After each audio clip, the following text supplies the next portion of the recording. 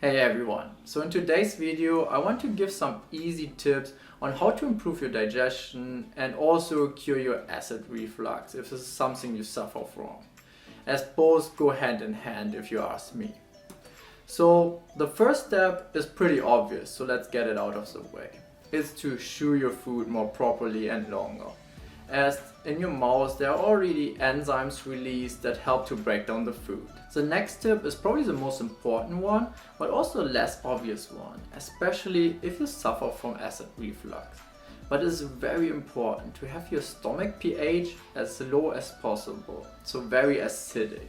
Your stomach acid should be somewhere between 1 and 3. And if we look at the pH scale, we see that 1 is the most acidic and 14 the most alkaline or basic. And you really want to have it far on the acidic side. So this is important because most digestive enzymes only work at a low pH, so when your stomach is really acidic. And also this acid prevents any pathogens from reaching your intestine. I know it sounds a little bit counterintuitive, but acid reflux is often caused when your stomach is not acidic enough, so when your pH is too high. And let me explain to you why this is the case.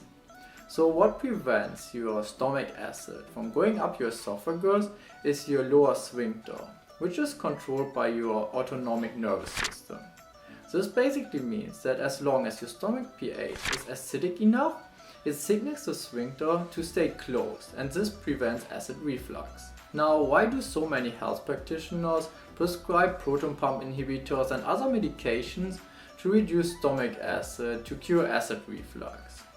Well, simply because it treats the symptoms, but it doesn't treat the cause of the issue.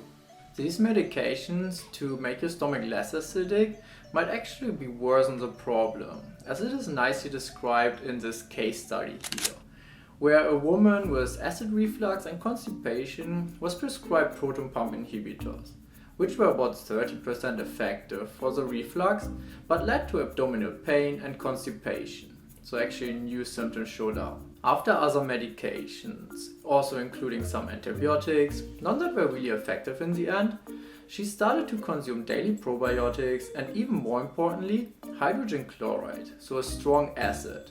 And all her symptoms disappeared after 2 years of suffering. The study was concluded with a patient statement saying that after 2 years of mystery pains, I am pain-free.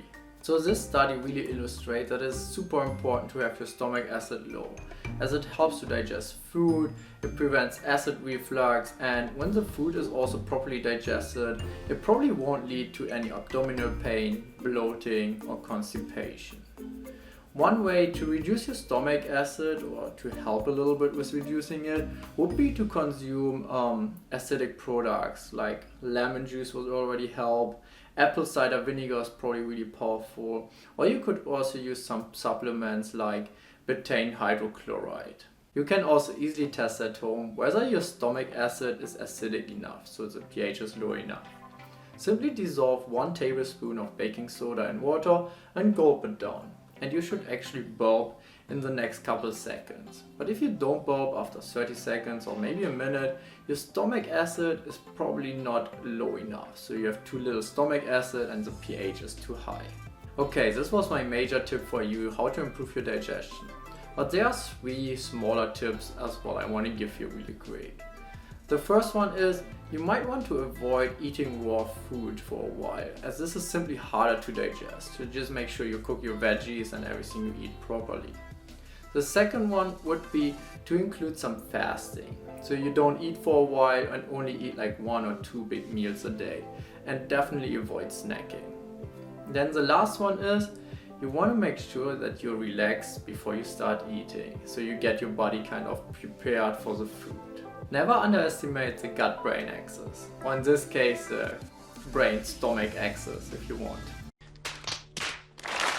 If you think that this video is helpful for you, I would appreciate if you give it a thumb up and also share it with friends and family to help them. As always, thank you for watching and see you next time.